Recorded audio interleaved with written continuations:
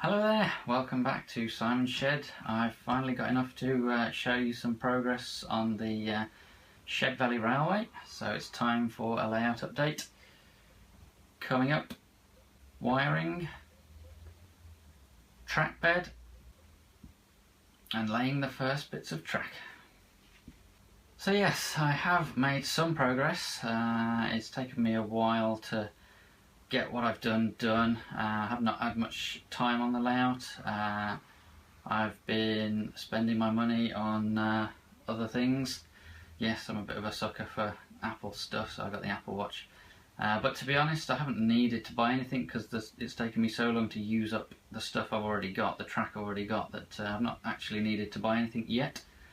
But I will do soon. So yeah, let's show you what I've been up to. So we are ready to start laying the track on the new layout, and there's no point in laying the track unless you also connect it up to some power. So the first thing we have to figure out is how we're going to wire it all up. It's going to be a DCC layout, remember. Now Bodden & Woods was also DCC, and to wire that up, you know, I used some short lengths of wire. There's not very much to it. And there's not many connections from the DCC bus to the track, so in fact I just sort of stripped away a little bit of wire for each connection and just soldered wires, the dropper wires on. Now with the new layout there's going to be a lot more connections, a lot more dropper wires, and a lot more soldering. So looking around for a way to avoid as much soldering as possible, I found, as mentioned on a video on Dean Park Station channel, expressmodels.co.uk do a sort of DCC bus kit, wiring kit, which includes all the wire and connectors and stuff that you need to wire up the layout. It's about 30 quid, and it's really good value and really convenient because they've put everything together that you need to wire up a layout into one package. However, when I looked at that, the wire length was about 10 meters, which wasn't quite enough. I thought I'd be struggling to put the wires exactly where I wanted if I went for that. So rather than buy two of those, which is obviously an option, I spotted another video, an old Everard Junction video, that you can get the same stuff that's in the kit directly from rapidonline.com. So went searching on there. It's a bit of a game sort of being sure that I got the right components and that these, I'll show you all the stuff in a sec, but you know, the clips were the right size for the wire and things. So if you are going to do this, I'll try and remember to put the product codes on the screen at some point, so if you do want to order any of this you can just search via the product code. So what I ordered, we'll start with the wire. We're going to have a pair of wires running around underneath the track, and that pair of wires is called a DCC bus. And I've ordered two reels of, it's 16/02, so it's 16 strands of wire in there, and they're 0.2mm each. So that's the main bus wire that I'm using. And then for the dropper wires, which will go from this pair of wires to the actual track, I've got 7/02, so it's it doesn't need to be as thick for that. And these are, I think, 100-meter reels, so I've got a lifetime supply of wire now. Should never need, I think they're only about 3 or 4 quid each for a whole reel, so I spent about, ended up spending about 60 quid altogether, but I've got more than enough stuff to do the whole thing comfortably now for the price of sort of two lots of Express Models kits. Now, to save a lot of the soldering, you get these. I'll give you a little demo in a sec. which clip onto the bus wire, and then these spade connectors which you crimp onto the dropper wire, and the end plugs into the these blue connectors. I got a few of these. They're a different sort of connector. Basically, if you want to turn one wire and split it off in a sort of Y connection into two wires, then you use these connections to give you two wires coming out of one, just to join on. And because they all sort of clip together and crimp together, you don't need to do any soldering. And got this as well for a couple of quid, just to crimp the wires on. And it's got a bit of a wire cutter and a stripper there as well, which I didn't have before. So pretty basic one, but as I say, it was only a couple of quid. So that's everything in the kit, and all you do is you take one of these blue connectors here, and simply, you can use pliers, but to be honest you can do it with your hands. Just squish it on until that clips into place there. Take the spade connector, just plugs in there. Obviously before you do that, you stick the dropper wire in here and literally just crimp that down, and then you still got to solder it to the track, but other than that you're done without any soldering.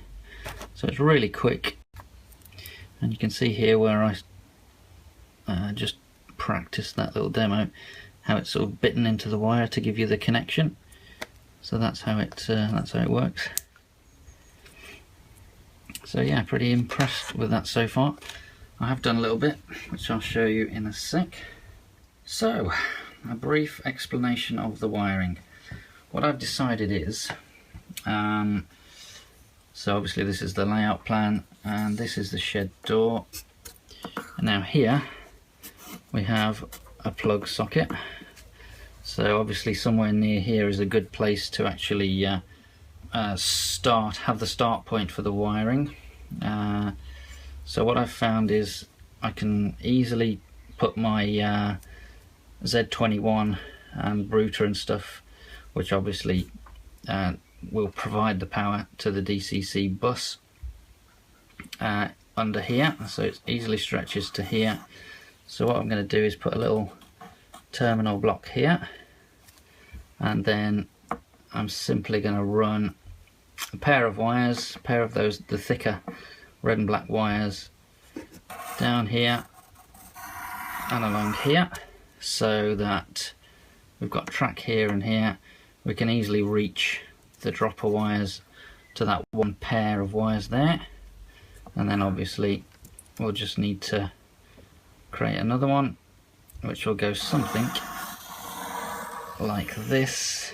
And because there's a lot of track going on over here, I may well use one of those Y connectors and have one pair of wires going this way, one pair of wires going that way, just to get a bit closer so the dropper wires can be as short as possible, and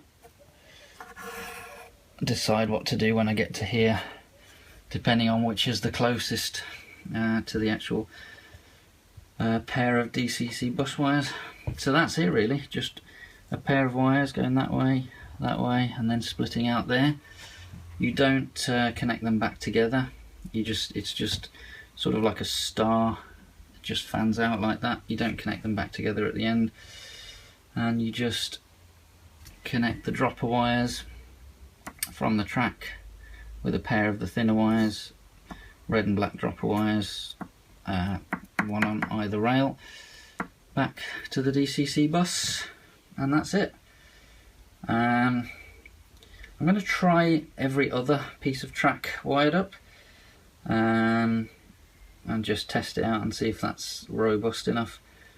I think it's easy to go, it's understandable why people go over the top and wire up every single piece of track, because they don't want any problems, but because all this is open frames at the moment, I can easily change things and add more connections if I need to. So I'm going to try it every other track and see what happens.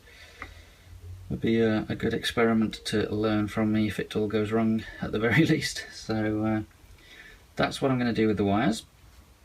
So now I'm going to show you what I'm going to do with the track.